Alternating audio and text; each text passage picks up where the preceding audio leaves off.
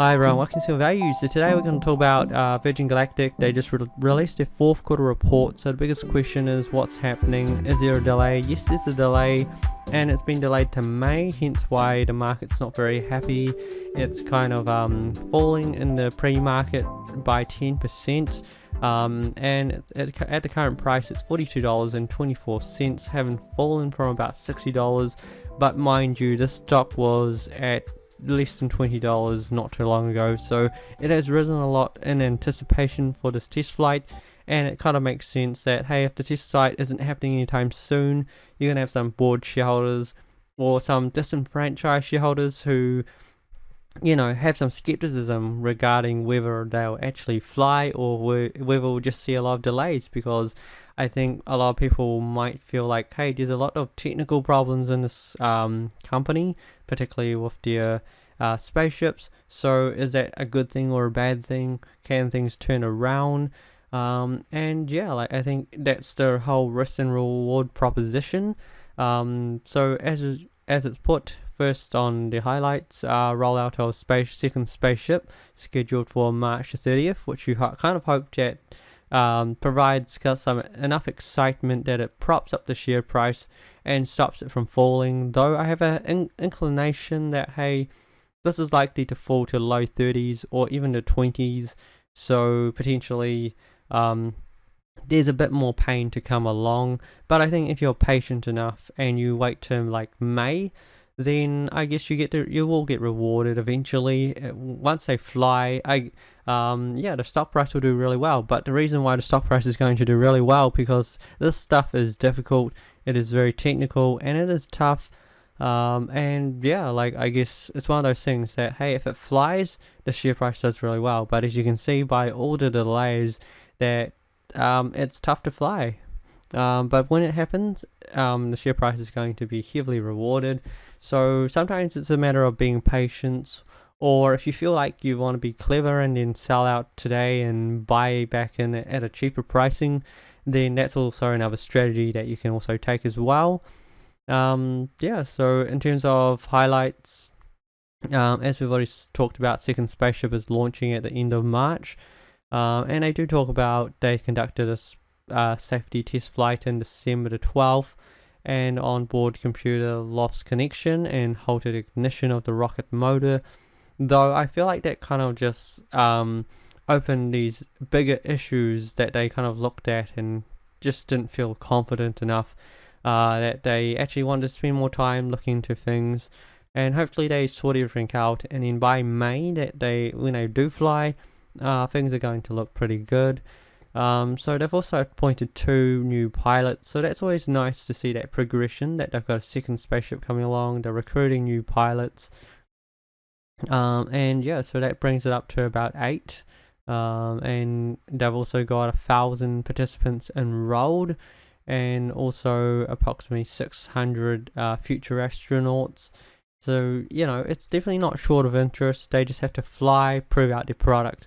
And again, you don't want to rush these things, because the technical parts are very, you know, delicate. The risk is very high. So you rather them do it successfully and in a very, very safe way, of course.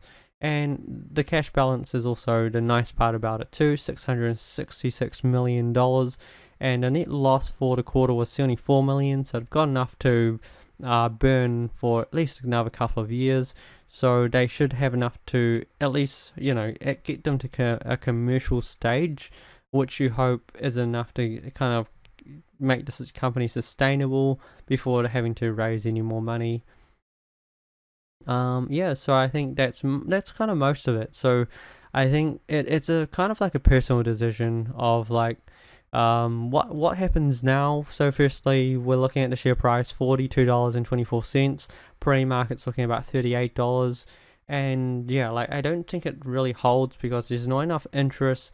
And as we kind of know with a lot of stocks, if there's nothing happening, like sometimes some stocks will report their quarterly and then nothing happens, and then for that month it just slowly declines down until there's actually more news coming along. And I think that's going to happen to Virgin Galactic. Yeah, I don't think a share price is always, you know, the benchmark for how you should measure the quality of a company. But that is the reality. Like in the short term, it is very much an emotional roller coaster of people kind of being tested on their patience, kind of thinking about what they should do in terms of how they treat their investments. And yeah, that's kind of one of those things that, hey, I look at it and I go, yeah, like, is this a chance that, hey, potentially you can actually buy in at a cheaper pricing, like later on, or you could sell some right now and then basically buy back in later. There's all sorts of ways you can kind of approach this.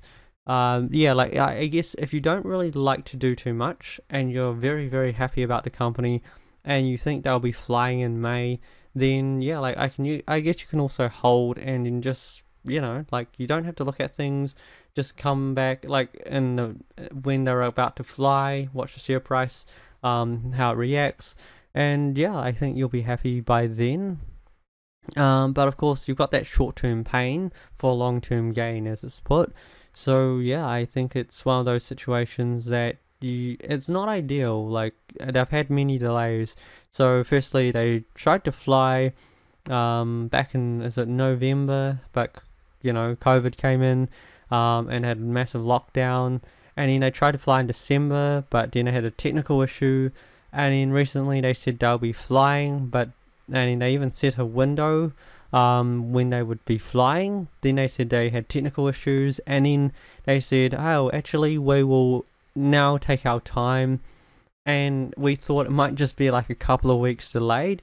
But yeah, like, who knew it would actually be many, many months delayed. So I think this technical issue is a bit more technical than they are letting us know. So I think that's one of those things, that there's a lot of technical problems. They do have to fix them, and we do probably have to be patient. But I guess it's one of those things, like, the longer the delays, the more the technical issues, it kind of adds to the risks, and that whole thing about the quality of the actual rocket and the company and the designs. Yeah, so I think it's one thing you really, really want to consider. Does this make you have a lot of confidence in the company? Do you still remain confident? Like, I think the beauty of having cornerstone shareholder like Virgin Group, particularly with Richard Branson, is that, hey, they're not there to kind of just meet milestones for shareholders. They're there to prove out something that will kind of revolutionize kind of the space travel industry. And they're going to take their time, of course, but they're going to do it well, because for someone like Richard Branson, he's there to build a legacy. He's not there to rush things. And I think you're in safe hands in terms of a proven kind of businessman who kind of has an eye for something, bigger, beyond, that short-term kind of value.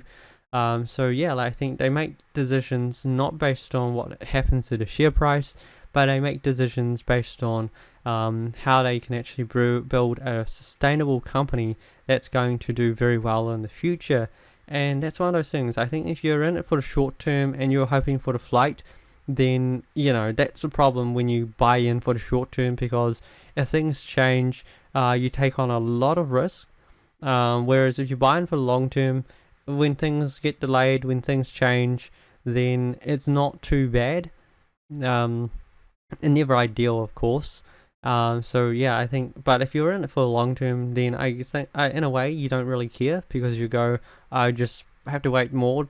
But of course, no one really wants to wait more. It kind of just is a real big kicker. But I think that's the reality.